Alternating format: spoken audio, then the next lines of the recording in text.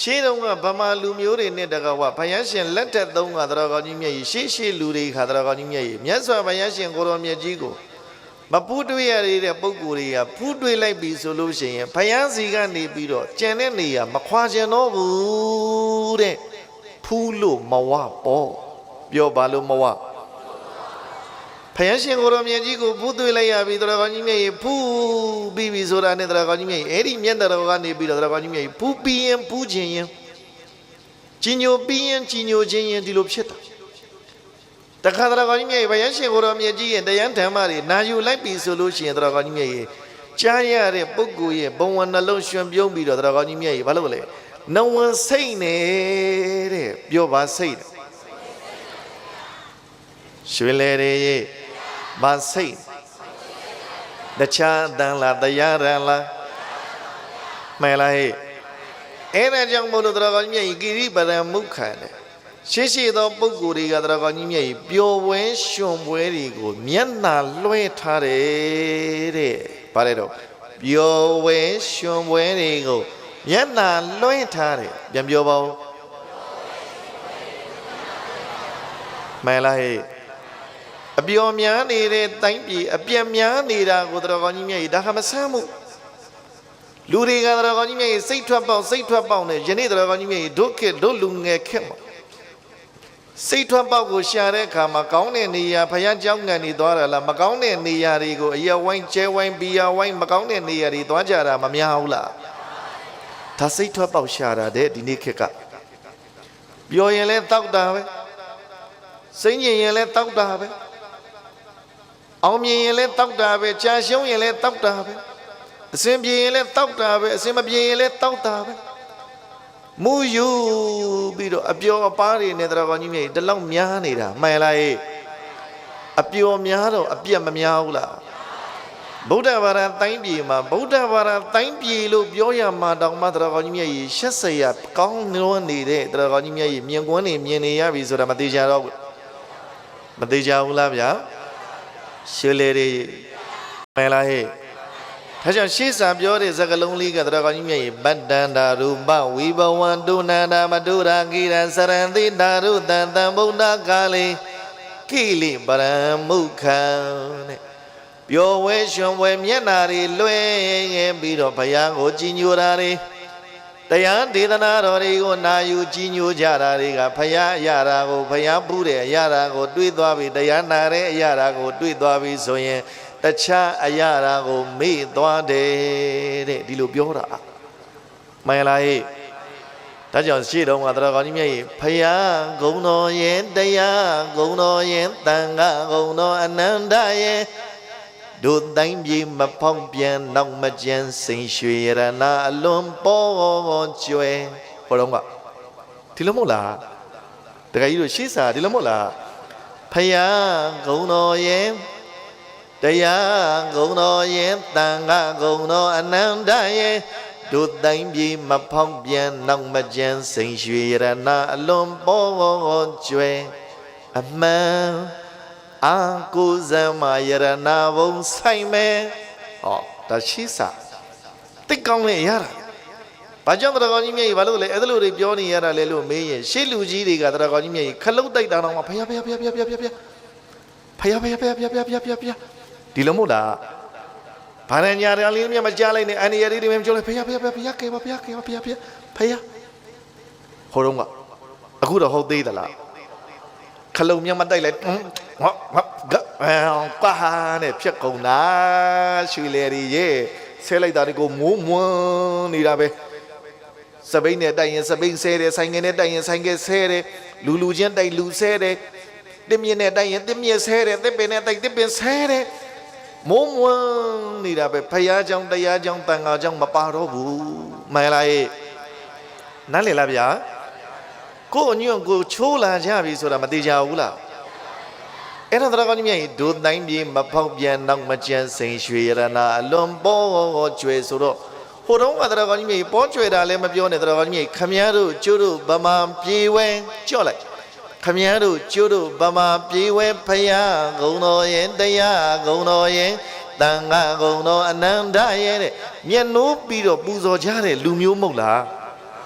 မှန်လား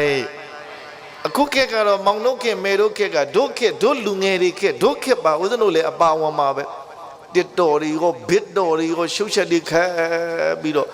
အိုကြီးဦးမရန်နေကြမှာဖုံးတစ်လုံးတွေကင်ပြီးတော့ဟောအဲ့ဒီတစ်တော်တွေဟွာတွေရောကြည့်လူငယ်တွေမဟုတ်ဘူးလူကြီးတွေပါသေခဏီးတွေပါလာပေါ့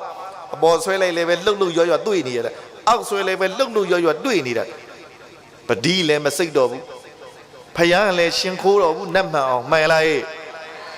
အပေါ်ဆွဲလည်းပဲဖေးကင်တုတ်ငါကင်တုတ်တွေအောက်ဆွဲလည်းပဲမေကင်တုတ်ငါကင်တုတ်တွေဆဲနေတဲ့ဈာကနေပြီးတော့ဒီဆဲနီးမျိုးစုံမွန်းမွန်နေတဲ့တရားကောင်းကြီးမြတ်တို့တိုင်းပြည်ဗုဒ္ဓဘာသာလို့ပြောရမှာတောင်တရားကောင်းမြတ်ရှက်เสียကောင်းလာပြီရန်တန်ဃာတွေကိုလည်းပဲတရားကောင်းကြီးမြတ်ရုပ်တရားကောင်းမှတန်ဖိုးထားရကောင်းမှမသိတော့ဖယားသွားပြီးတော့ဖယားရှင်မယုံမသေးတွေလှုပ်လာတရားဝဲသွားပြီးတော့တရားကောင်းကြီးမြေစကားများပြီးတော့တရားကောင်းကြီးမြေဟာစပီဆွဲတစ်တော့ရိုက်ပြီးပြန်လာတန်ဃာနဲ့တော့ဘုန်းကြီးတွေ့တောင်ငြိမ်မနေရဘူးတရားကောင်းကြီးမြေဓာတ်ပုံရိုက်ဟိုရိုက်ဒီရိုက်နေမပြီးတော့ဘူးမှန်လားရိုးသေးဆိုရင်မပြောလို့ဘူးတရားကောင်းကြီးအခုကြည့်ပါလားဟိုတလောကတို့တက်လာပါတယ်ဗါတဲ့ဆွမ်းလောင်းသမားတော့မေတော်ဆွမ်းလောင်းမာတော့မေတော်ဟောဆွမ်းလောင်းတာတော့မတစ်တော့ဆော့ပြီးဆွမ်းလောင်းတဲ့ဘုန်းကြီးတွေတပိတ်ကြီးတွေပိုက်ပြီးငေါကြီးတွေငါကဘုန်းကြီးမျိုးနဲ့တွေ့လို့ကတော့တပိတ်ဖုံးနဲ့လှမ်းထူတယ်ကဲလောင်းအောင်ဟဲဆိုပြီးတော့ရွှေလေတွေအဲ့ဒါဘာလို့လဲဆွမ်းလောင်းမာတော့မယ်ဆိုတာကိုတော့ကောင်းကြီးဖုံးထောင်ပြီးတော့ဆော့ပြီးရိုက်တဲ့ဖြစ်ချင်တိုင်းဖြစ်နေတာမှန်လားအခုတော်ကောင်းကြီးမြတ်ရေဘာလို့လဲလို့မလို့ရှိရင်ရှေးအရိယာတော်ကောင်းကြီးတွေကပျော်ပွဲရှင်ပွဲတွေကိုမျက်နှာလွှဲကြတယ်တဲ့ဘာလဲတော့ပျော်ပွဲရှင်ပွဲတွေကိုဒါဆိုရင်ဘာတွေကိုမျက်နှိုးပြီးကြည့်တာလဲလို့မေးရင်စောနာကပြောတယ်ဖယားတရားတန်ခါဖယားရှင်ကိုတော်မြတ်ကြီးကိုဖူးမြင်လိုက်ပြီဆိုတာနဲ့လောဘကင်းစင်တော်မူတော်မြတ်စွာဘုရားရှင်ကိုတော်မြတ်ကြီးကိုဘုရားတပည့်တော်ဥသင်ရှင်ကိုပါ၏ဘုရားအရဟံဘဂဝါဆုံးဘဝေချုံမြတ်ဂုံကိုပါနဲ့ပြည့်စုံတော်မူတဲ့ဘုရားရှင်ကိုတော်မြတ်ကြီးကိုဘုရားတပည့်တော်မှာတို့ရှင်ခိုးဥတင်ပါတယ်ဘုရားလောဘကင်းစင်ဘုရားရှင်ကိုဥတင်မဝရှင်ခိုးရသောလောဘကင်းဝေးနှလုံးအေးဒီလိုမဟုတ်လားရွှေလေတွေကောင်းပြီဘာပြောချင်တာလဲမျက်နှိုးတန်ဖိုးထားတဲ့သားတွေချင်းကရှေးလူကြီးတွေနဲ့ယနေ့လူငယ်တွေနဲ့အကွာကြီးကွာလာကြတယ်ဆိုတာမသိကြဘူးလားဘာလေးပဲခလုတ်တိုက်လိုက်တော်ကောင်းကြီးမြတ်ဖယားတတဲ့လူမျိုးကအခုတော့ဗဇက်ဖျားမှာဖယားဆိုတဲ့စကားလုံးတွေပြောက်မလာဘူးလားမင်းပါလားငါပါလားဆိုတာတွေဖြစ်လာပြီးတော့တော်ကောင်းကြီးမြတ်အစဲတွေမုံမွန်းလာကြတယ်ဆိုတာမသိကြဘူးလားအဲ့ဒါငါဘာတွေများလာလဲလို့လဲမင်းအပျော်တွေများလာတဲ့ကြတော့အပြက်တွေလည်းများမလာဘူးလားအဲ့ဒါကောင်းတဲ့ဘက်ကိုဥတည်တာလားမကောင်းတဲ့ဘက်ကိုဥတည်တာလားမကောင်းတဲ့ဘက်ကိုဥတည်တာဒါကြောင့်တရားကောင်းကြီးမြတ်ရှေးပညာရှိများကဘုရားရှင်ကိုယ်တော်မြတ်ကြီးဟောမိန့်ခဲ့တဲ့စကားလုံးတွေကိုတရားကောင်းကြီးမြတ်ကြီးလိုက်နာမှတ်တမ်းပြီးတော့ဆုံးမခဲ့တဲ့စကားရှိတယ်လောကလူတွေကကိုယ့်အခြေအနေကိုမှန်ကန်စွာတိဖို့လိုတယ်တဲ့ဗါတယ်တော့ကိုယ့်အခြေအနေကိုမှန်ကန်စွာတိဖို့လိုတယ်ရွှေလေတွေကိုယ့်အခြေအနေကိုမှန်ကန်စွာသိဖို့လိုတယ်ကိုယ့်အခြေအနေကတရားကောင်းကြီးမြတ်နေထိုင်နေတဲ့လောကကြီးကိုကြည့်လိုက်လောကကြီးကမြဲတဲ့လောကလားမမြဲတဲ့လောက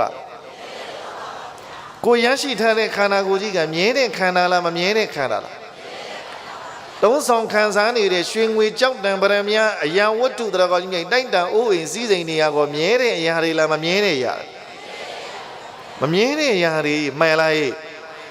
အဲ့ဒီမမြဲတဲ့အရာတွေကိုတရားကောင်းကြီးမြတ်တို့တွေကမြဲတယ်ထင်ပြီးတော့မသေးမဲ့လူစရင်တွန်းထားပြီးကိုဘဝမြင့်အောက်ခြေလွတ်နေတာတွေမရှိဘူးလားရှိတယ်ဘဝမြင့်အောက်ခြေလွတ်နေတော့တရားကောင်းကြီးမြတ်လောဘပုထုဇဉ်တိုင်းရှိတာပဲဒါပေမဲ့တရားကောင်းကြီးမြတ်လောဘကတရားကောင်းကြီးမြတ်အလိုလောဘကြီးလာပြီဆိုရင်ကြားလို့ကောင်းလားမြင်လို့ကောင်းလားရှိတိုင်းတဲ့လောဘတဲ့ပို့ပြီးတော့တရားကောင်းကြီးမြတ်အလိုလောဘတဲ့ပြောပါတယ်ဒါနဲ့ရိုက်လို့ပဲရဒါနဲ့ခုတ်လို့ပဲရဒုံးနဲ့ရိုက်လို့ပဲရပြီးရောကွာဆိုတဲ့လူမျိုးတွေပေါ့ဒါဟာယူတဲ့မလားရန်တင်ရဲ့လားဆိုတာမျိုးမစင်စားတော့ဘူးငါချမ်းသာပြီးရောငါအစဉ်ပြေပြီးရောငါဝပြီးရောငါလှပြီးရော